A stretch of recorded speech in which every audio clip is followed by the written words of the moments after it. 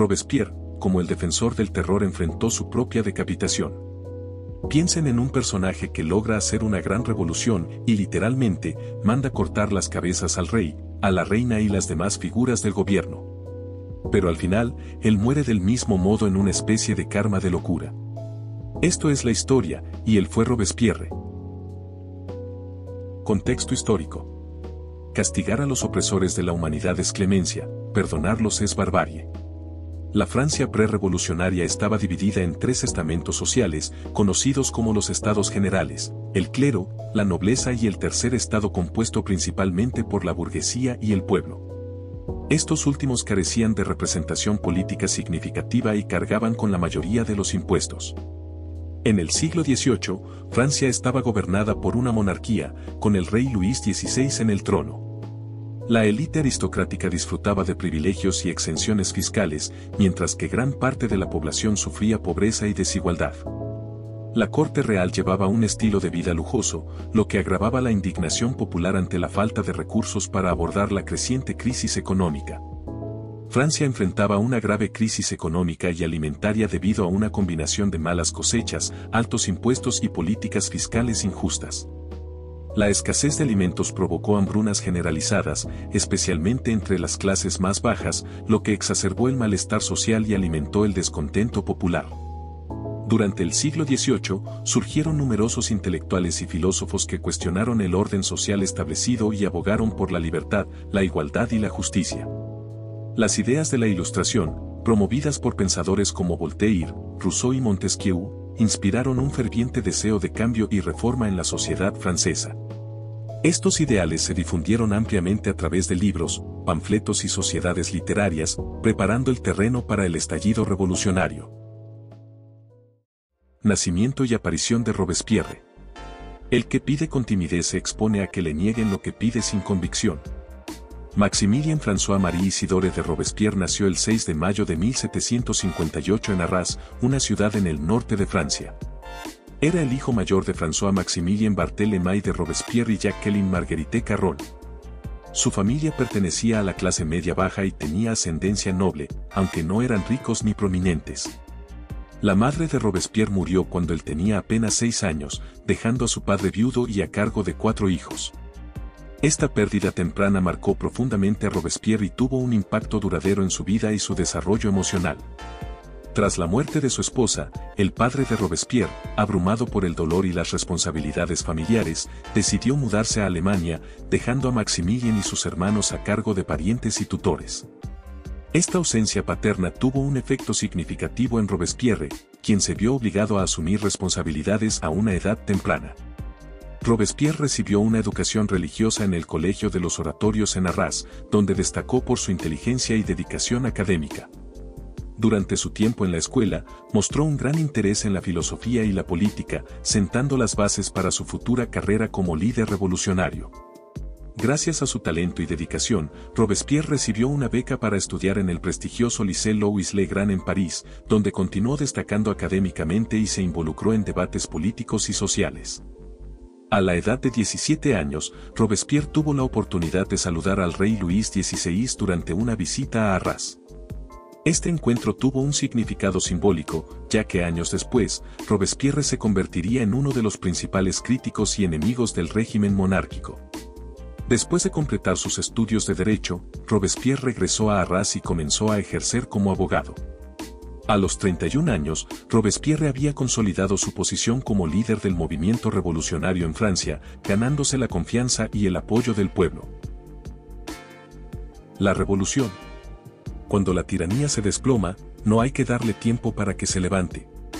En respuesta a la creciente crisis económica y social, los representantes del Tercer Estado convocaron una Asamblea Nacional en 1789, desafiando la autoridad del rey Luis XVI. Este acto de rebeldía marcó el comienzo de la Revolución Francesa y sentó las bases para el derrocamiento del antiguo régimen. Ante el aumento de la agitación popular, Luis XVI intentó consolidar su poder convocando a la Guardia Nacional, compuesta en su mayoría por burgueses armados, para proteger París y defender al rey y a las instituciones monárquicas. Sin embargo, esta medida no pudo contener el creciente descontento y la escalada de la violencia. Ante la presión popular, Luis XVI se vio obligado a despedir a su ministro de Economía, Jacques Necker, quien gozaba de cierto apoyo popular. Esta acción exacerbó aún más las tensiones y alimentó el fervor revolucionario. El 14 de julio de 1789, la multitud parisina asaltó la Bastilla, una prisión emblemática y símbolo del despotismo real. El asalto a la Bastilla marcó el punto de inflexión en la Revolución Francesa y se convirtió en un símbolo de la resistencia popular contra la opresión monárquica. Durante el asalto, el director de la Bastilla fue asesinado, y sus acciones desencadenaron una tradición de decapitaciones que caracterizarían los años turbulentos que siguieron. Tras el asalto a la Bastilla, se adoptó el tricolor nacional como la bandera oficial de la revolución. Además, se promulgó la Declaración de los Derechos del Hombre y del Ciudadano, un manifiesto revolucionario que proclamaba los principios fundamentales de la revolución, incluyendo la igualdad ante la ley y la libertad de expresión. Ante el avance de la revolución, Luis XVI ordenó rodear París con sus tropas en un intento desesperado por sofocar la agitación popular. Sin embargo, esta medida solo exacerbó las tensiones y fortaleció la determinación de los revolucionarios. En respuesta, se emitió la Declaración del Despertar, llamando a las masas a defender la revolución y resistir la represión del rey. Bajo la presión de los eventos y temeroso por su seguridad, Luis XVI finalmente firmó la Constitución, aceptando limitar su poder absoluto y aceptando el establecimiento de una monarquía constitucional. Sin embargo, la situación se volvió aún más tensa cuando una multitud enfurecida asaltó el Palacio de las Tullerías en agosto de 1792, exigiendo la muerte de la reina María Antonieta y clamando consignas como "Yo quiero una pierna, yo quiero un brazo", reflejando la furia popular contra la monarquía. Nacimiento de la República. Nací para combatir el crimen, no para gobernarlo. Con el estallido de la Revolución Francesa, Robespierre emergió como una figura prominente en el nuevo orden político. Abogó vehementemente por el sufragio universal, defendiendo la idea de que todos los ciudadanos, independientemente de su origen o estatus social, deberían tener derecho a participar en el gobierno y en la toma de decisiones políticas. Ante la creciente presión popular y el avance de las fuerzas revolucionarias, Luis XVI y su familia intentaron escapar de París en junio de 1791. Sin embargo, fueron capturados en Varennes y devueltos a la capital. En 1792, la recién formada Asamblea Nacional declaró la guerra a Austria, en parte como respuesta a la amenaza percibida de intervención extranjera en los asuntos internos de Francia. Sin embargo, Robespierre no apoyó inicialmente esta medida, mostrando reticencia hacia la expansión militar y sus posibles repercusiones. La declaración de guerra desencadenó una serie de conflictos militares que llevaron a Francia al borde de la invasión por parte de Prusia y otras potencias extranjeras.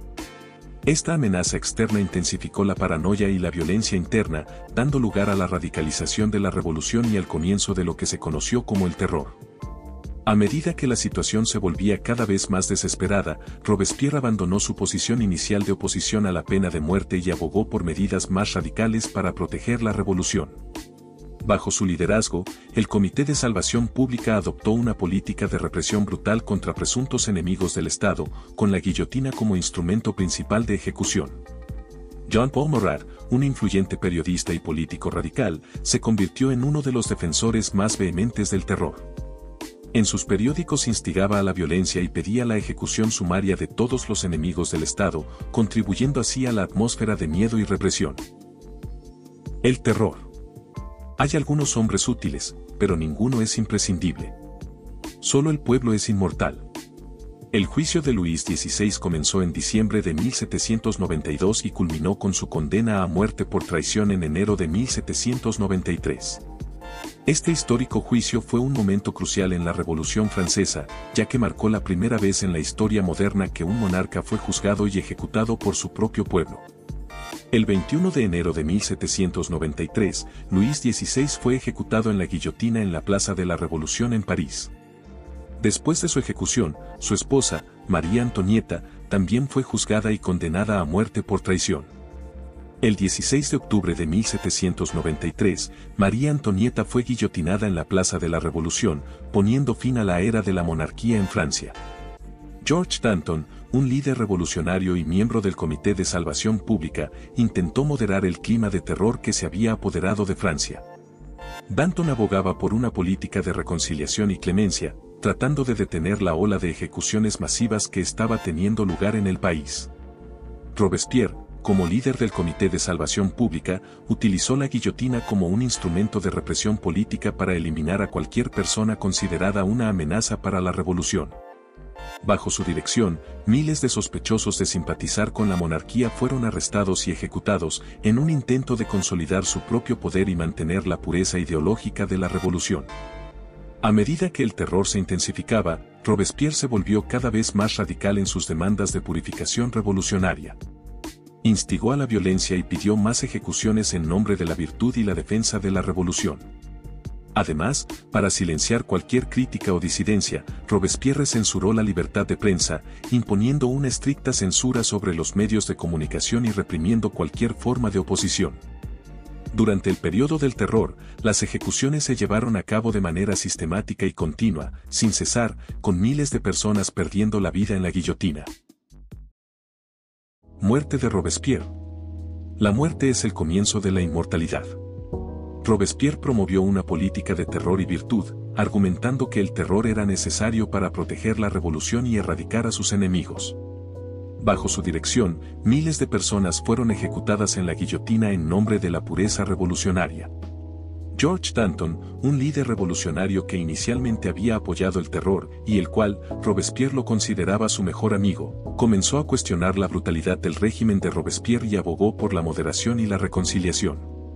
Sin embargo, sus llamados a abandonar el terror lo llevaron a ser arrestado y finalmente ejecutado en la guillotina en abril de 1794. Sus últimas palabras fueron: "No os olvidéis, sobre todo no os olvidéis de mostrar mi cabeza al pueblo, merece la pena".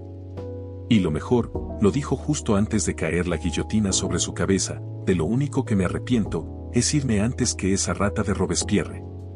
Tras la muerte de Danton, Robespierre intensificó aún más el terror, llevando a cabo una purga masiva de supuestos enemigos del Estado.